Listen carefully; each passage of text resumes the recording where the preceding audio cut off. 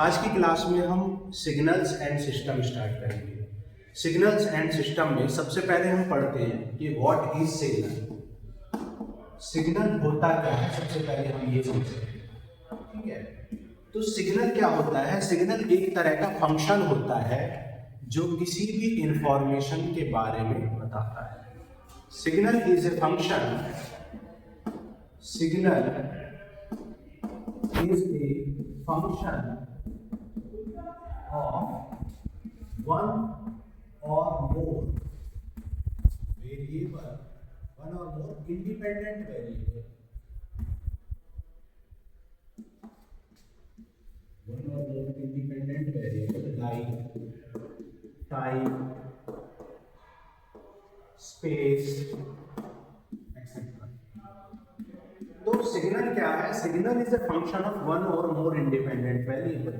Signal जो है वो एक या एक से ज्यादा इंडिपेंडेंट वेरिएबल का फंक्शन होता है दैट कैरीज सम इंफॉर्मेशन, जो कि कुछ इंफॉर्मेशन कैरी करता है, जैसे कि वोल्टेज, ठीक है, टेम्परेचर, ये सारी चीजें, ठीक है। तो सबसे पहले हमें जो अपने सिलेबस में पढ़नी है चीजें, उसमें सिग्नल्स के टाइप्स पढ़ने, कुछ एलिमेंट्री सिग्नल्स को पढ़ना है, ठीक है। तो सबसे पहले हम एलिमेंट्री सिग्नल्स के बारे में पढ़ेंगे। एलिमेंट्री सिग्नल, अब इस एलिमेंट्री सिग्नल में हमें टोटल 9 सिग्नल्स पढ़ने हैं, ठीक है। सबसे पहला जो सिग्नल है वो हमें पढ़ना है यूनिट स्टेप सिग्नल, फिर हमें पढ़ना है यूनिट इंपल्स सिग्नल, फिर हमें पढ़ना है यूनिट रैंप सिग्नल, देन हमें पढ़ना है सिग्नल और सिग्नम फंक्शन। क्योंकि सिग्नल एक तरह का फंक्शन है तो हम सिग्नम फंक्शन भी कह सकते हैं, सिग्नल और सिग्नल भी कह सकते हैं, यूनिट स्टेप फंक्शन भी हम कह सकते हैं, ठीक है। उसके बाद हमें पढ़ना है unit parabolic signal,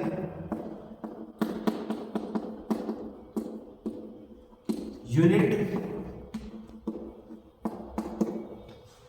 rectangular signal,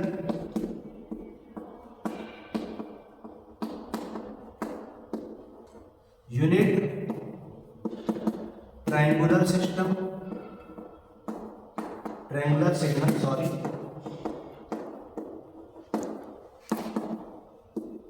exponential signal,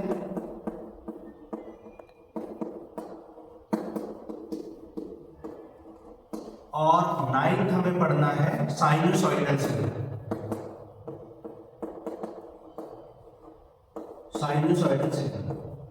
तो हमें टोटल 9 सिग्नल्स को पढ़ना है, 9 बेसिक एलिमेंट्री सिग्नल्स को पढ़ना है, जिसमें सबसे पहले हमें पढ़ना है unit step signal, unit impulse signal, unit ramp signal, signum signal, unit parabolic signal, rectangular signal, triangular signal, exponential signal and sinusoidal signal.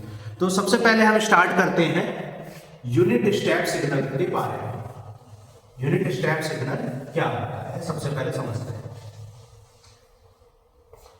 तो सबसे पहले हमें समझना है यूनिट स्टेप सिग्नल होता क्या है, ठीक है। तो यूनिट स्टेप नाम से ही पता चल रहा है, unit step signal means unit का मतलब क्या है? जिसका एम्पलीट्यूड 1 हो, यानी यूनिट हो। और स्टेप का मतलब क्या है? स्टेप का मतलब है जिसकी शेप एक स्टेयरकेस की तरह हो, जैसे सीढ़ियों में जिस तरीके से स्टेप्स होते हैं उस तरीके से जिसका शेप हो। तो जो यूनिट स्टेप सिग्नल होता है उसकी जो शेप होती है वो इस तरीके से होती है। अगर हम एक इंडिपेंडेंट वेरिएबल में टाइम ले लें और फंक्शन को ut से रिप्रेजेंट करें, ठीक है, यूनिट स्टेप सिग्नल को हम ut से रिप्रेजेंट करते हैं। वैसे हम किसी भी सिग्नल को xt से रिप्रेजेंट कर सकते हैं, जहां t क्या है? टाइम है या कोई इंडिपेंडेंट वेरिएबल है। तो ut की जो वैल्यू है इस तरीके से डिफाइन होती है कि ut की वैल्यू 0 से ग्रेटर वैल्यूज पर 1 होती है, जबकि 0 से कम वैल्यूज पर, यानी इनपुट की 0 से बड़ी वैल्यूज पर इसकी वैल्यू 1 होती है और इनपुट की 0 से छोटी वैल्यूज पर इसकी वैल्यू 0 होती है। तो इसको हम यूनिट स्टेप कहते हैं। तो ये क्या है? यूनिट स्टेप सिग्नल का ग्राफिकल रिप्रेजेंटेशन है। इसका फिगर है ये यूनिट स्टेप सिग्नल का। आप देख सकते हैं कि यूनिट स्टेप सिग्नल जो है उसमें एक स्टेप की तरीके से ग्राफ बना हुआ है, जैसे स्टेप्स में होता है, स्टेयरकेस की स्टेप्स में होता है। तो ये क्या है? ग्राफिकल रिप्रेजेंटेशन है। अगर हम मैथमेटिकल रिप्रेजेंटेशन की बात करें तो मैथमेटिकल रिप्रेजेंटेशन में जो यूनिट स्टेप सिग्नल होता है उसको ut से रिप्रेजेंट करते हैं और उसकी जो वैल्यू होती है वो t ग्रेटर देन और इक्वल टू 0 के लिए 1 होती है। जैसा कि आप ग्राफ में भी देख सकते हैं, t ग्रेटर देन और इक्वल टू 0 के लिए इसकी वैल्यू 1 होती है, लेकिन t लेस देन 0 के लिए इसकी वैल्यू क्या होती है? 0 होती है। 0 से छोटी इनपुट के लिए इसकी वैल्यू क्या होती है? 0 होती है। तो इस तरीके से यूनिट स्टेप सिग्नल होता है। आगे आने वाले जो वीडियोस हैं उनमें हम यूनिट स्टेप सिग्नल, जितने भी एलिमेंट्री सिग्नल हम पढ़ रहे हैं, unit step signal, unit impulse signal and ramp signal, इन सब की प्रॉपर्टीज के बारे में पढ़ेंगे। आज की क्लास में सिर्फ हम क्या पढ़ रहे हैं? बेसिक सिग्नल्स के बारे में पढ़ रहे हैं कि सिग्नल्स होते क्या हैं, इनके बेसिक्स पढ़ रहे हैं हम। ठीक है, मैथमेटिकल कैसे रिप्रेजेंट होते हैं और ग्राफिकल कैसे रिप्रेजेंट होते हैं। उसके बाद अपकमिंग क्लासेस में हम इनकी प्रॉपर्टीज भी पढ़ेंगे। ये unit step signal energy signal है या पावर सिग्नल है या ऑड सिग्नल है या इवन सिग्नल है, इन सारी चीजों के बारे में आगे पढ़ेंगे। तो ये था हमारा यूनिट स्टेप सिग्नल। सेकंड हमें क्या पढ़ना है? यूनिट इंपल्स सिग्नल पढ़ना है। ठीक है, तो सेकंड जो हमें पढ़ना है वो यूनिट इंपल्स सिग्नल पढ़ना है। Unit impulse signal. तो ये जो हमारा यूनिट इंपल्स सिग्नल है, इसमें क्या होता है कि जो टाइम की वैल्यू जब 0 होती है, यानी इंडिपेंडेंट वैल्यू की जब इंडिपेंडेंट वेरिएबल की वैल्यू जब 0 होती है, तो इंपल्स सिग्नल जिसे हम डेल्टा t से रिप्रेजेंट करते हैं, इसकी वैल्यू इनफाइनाइट होती है। टाइम t इक्वल टू 0 पर इसकी वैल्यू क्या होती है? इनफाइनाइट होती है, टाइम t इक्वल टू 0 पर। अदरवाइज बाकी सारी वैल्यूज के लिए इसकी वैल्यू 0 होती है। ठीक है, तो मैथमेटिकली अगर इसको रिप्रेजेंट करने की बात करें तो मैथमेटिकली रिप्रेजेंटेशन जो होता है इसको हम डेल्टा t से रिप्रेजेंट करते हैं और इसकी वैल्यू 0 हो सकती है या इनफाइनाइट हो सकती है।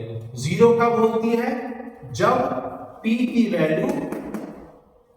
वैल्यू ग्रेटर देन और इक्वल टू 0 होती है, या हम कह सकते हैं नॉट इक्वल टू 0 होती है। दोनों ही चीजें इसमें कह सकते हैं कि ग्रेटर देन 0 हो या लेस देन 0 हो। ठीक है, t is not equal to 0 का मतलब क्या है? या तो 0 से बड़ा है या 0 से छोटा। दोनों ही केस में डेल्टा t यानी कि यूनिट इंपल्स सिग्नल की जो वैल्यू होती है वो 0 होती है। ठीक है, अदरवाइज इसकी वैल्यू क्या होती है? इनफाइनाइट होती है। मतलब जब t की वैल्यू 0 होती है तो इसकी वैल्यू इनफाइनाइट होती है। इसको इस तरीके से हम रिप्रेजेंट करते हैं, 0 पर इसकी वैल्यू इनफाइनाइट होती है। इसको हम कहते हैं यूनिट इंपल्स सिग्नल। आगे हम पढ़ते हैं थर्ड सिग्नल अपना, जिसे हम कहते हैं जिसका नाम है सिग्नम फंक्शन या सिग्नम सिग्नल। ठीक है, तो थर्ड पढ़ते हैं हम सिग्नम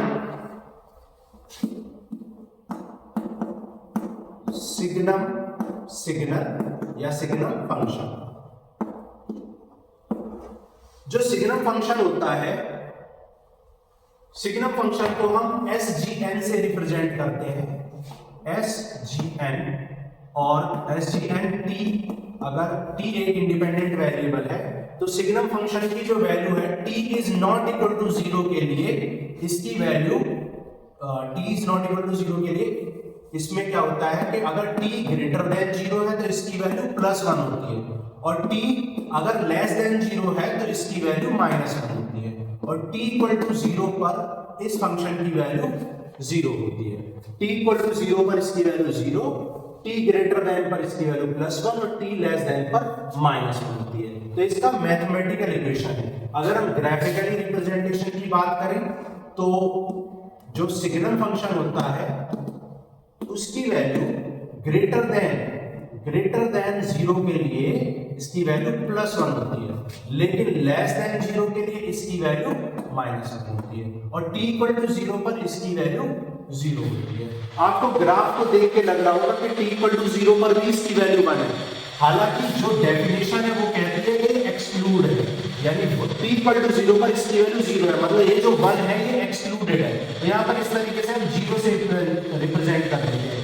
0 यहाँ करने का मतलब है ग्राफ में कि 0 पर इसकी वैल्यू 1 नहीं है, मतलब इसको हम कंसीडर नहीं करेंगे, लेकिन सिंपलिसिटी के लिए हम ग्राफ को इस तरीके से ही बना देते हैं।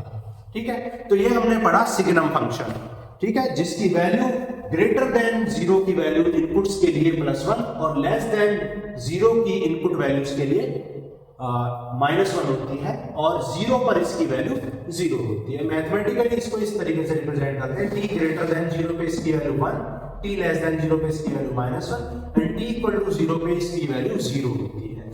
आगे हम पढ़ते हैं